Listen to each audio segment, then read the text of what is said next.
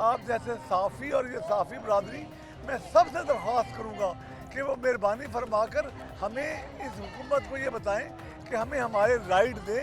हम इंशाल्लाह पहले भी अपना हक अदा करें, फिर भी करेंगे इंशाल्लाह। सर आप अभी या तो यहाँ पर आए ना, इसी जगह पे अब से कुछ 1.5-2 माह पहले डॉक्टर्स बैठे रहे और वो कई दिन बैठे रहे, तकरीबन महीने से ज़्यादा बैठे रहे। पंजाब गवर्नमेंट ने उनकी नहीं सुनी या वो जो मुतालबात है वो पूरे नहीं हुए, और उससे पहले टीचर यूनियंस भी यहाँ पर आकर एहतजाज करती रही।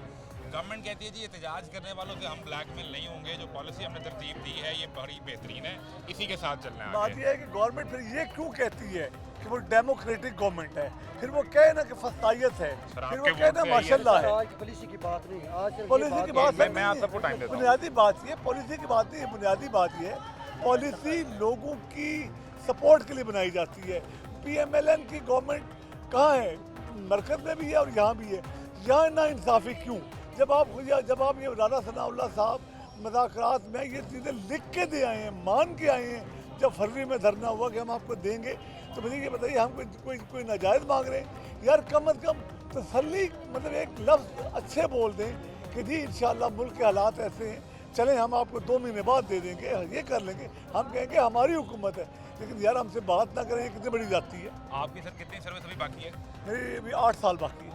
और इसके बाद जब आप रिटायर होंगे तो आपकी जो पेंशन होगी वो ताहयात होगी, यहाँ पर भी 10 साल वाला कानून लागू हो जाएगा? जी, पंजाब में ये 10 साल का कानून ले आया गया और लोग यकीन करें, मैंने ख़वातीन को कहते हुए सुना है ये बात, अभी मेरे तो खैर टाइम नहीं आया, कि यार बाद में क्या फिर 10 साल बाद हम मर जाएं? या आप अंदाज़ा कर लेना यार, ये मतलब आप आम आदमी से जीने का हक छीने और आप ये कहें कि जनाब ये सब जो हो रहा है वो क्या हो रहा है? ये तो 10 साल, जब आप अभी 10 साल बाद रिटायर होंगे, उसके 10 साल बाद आपको अल्लाह सलामत रखे आपको पेंशन मिलती रहेगी, उस वक्त जो आपकी सेहत की सूरत हाल होगी तो फिर आप क्या कहीं दोबारा पढ़ाने के लिए जाएंगे, कारोबार करेंगे, आप क्या करेंगे? मैं अर्ज करूँ, शर्त ये भी रखी गई है, ये भी कहा गया है कि ये बंदा या पेंशन ले या नौकरी ले, और ये सिर्फ हमारे लिए कानून ये है कि या एक चीज़ कर सकते हैं आप, डबल, अगर किसी बंदे की सेहत इजाज़त देती है वो जॉब नहीं कर सकता, वो जॉब करेगा या पेंशन छोड़ेगा या तनख्वाह छोड़ेगा, अपनी सैलरी छोड़ेगा। गवर्नमेंट कहती है ये जो पेंशनर्स का बोझ है हम इसके तले दब चुके हैं, हमारा जो मईशत है वो इसके नीचे दब गई है। IMF कहता है ये पेंशनर्स का बोझ ख़त्म करें, इतनी पेंशनें आप दे रहे हैं ये आपका लॉस है, हम नहीं चला पाते निज़ाम।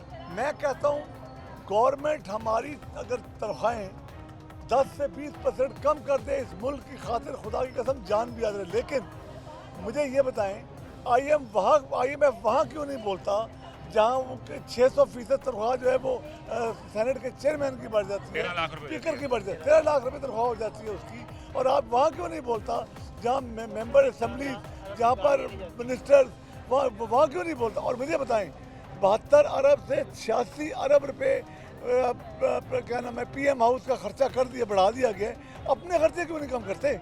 सर वो वज़ीर आज़म है आपके, उन्होंने आपके लिए मुल्क चलाना है सर। तो सर मेरी बात सुने, हॉलैंड का वज़ीर आज़म साइकिल पे क्यों आता है?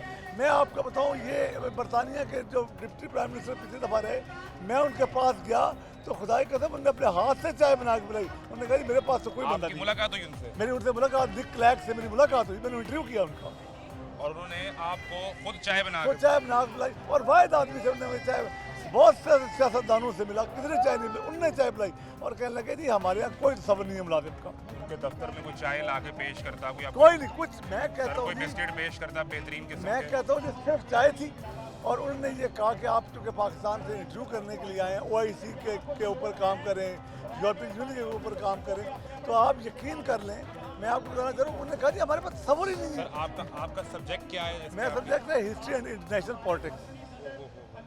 और आपकी सर बनाई पूरी ठीक है, ये मुतासर सर है? मेरी बनाई मुतासर है, मैं देख नहीं सकता, बिल्कुल नहीं? बिल्कुल नहीं। और इसके बावजूद आप 20वें ग्रेड में हिस्ट्री और इंटरनेशनल पॉलिटिक्स में इतनी ग्रिप कि आप बरतानिया के डिप्टी प्राइम मिनिस्टर को इंटरव्यू कर रहे हैं, OIC के प्लेटफॉर्म पर जो प्रोफेसर साहब काम कर रहे हैं। सर मुझे शर्मिंदगी हो रही है कि मेरा प्रोफेसर यहाँ खड़ा हुआ है। तो शुक्र है यार, मुझे यकीन है कि सर आप मैंने तो आपसे हिस्ट्री पढ़ के और मैंने आपसे इंटरनेशनल पॉलिटिक्स सीख के तो मैंने इस कैमरे पे बात करनी है, लेकिन अगर मैं आपको ढूंढने जाऊँ और आप मुझे माल रोड पे एहतजाज करते मिलें तो सर मुझे उसमें मैं शर्मिंदगी। कहता हूँ आप जैसे बेदार मग़ज़ लोग जब तक हैं, इंशाअल्लाह कभी ना कभी तो हम हक मिलेगा ना।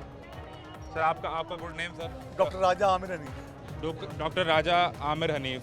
आप मैं एक दरख्वास्त कर सकता हूँ, वज़ीर तालीम है राना सिकंदर हयात, वो ख़ुद बाहर से पढ़ कर आए हैं, उनसे मुलाकात होती है, बड़े अच्छे तरीके से वो मिलते भी हैं। राना साहब, ये प्रोफेसर साहब को यहाँ नहीं खड़ा होना चाहिए सर। ये तो इंतहा होगी ना कि एक शख्स जो इस हद तक पाकिस्तान के लिए असासा हो सकता है कि आपके साथ बैठ के जब पूरी दुनिया में ये जंग की सूरत हाल थी तो वो आपको इंटरनेशनल पॉलिटिक्स में हेल्प आउट कर सकते हैं कि हमने पाकिस्तान का रास्ता कैसे बनाना है, वो माल रोड पर इस गर्मी के अंदर हबसज़दा माहौल में अपने सर्विस के आखिरी 8 साल में जहाँ आप उनसे मैक्सिमम फ़ायदा उठा सकते हैं, आपने उन्हें माल रोड पर खड़ा कर दिया कि आप यहाँ पर आएँ और एहतजाज करें। Sir, we as a nation we are sorry sir.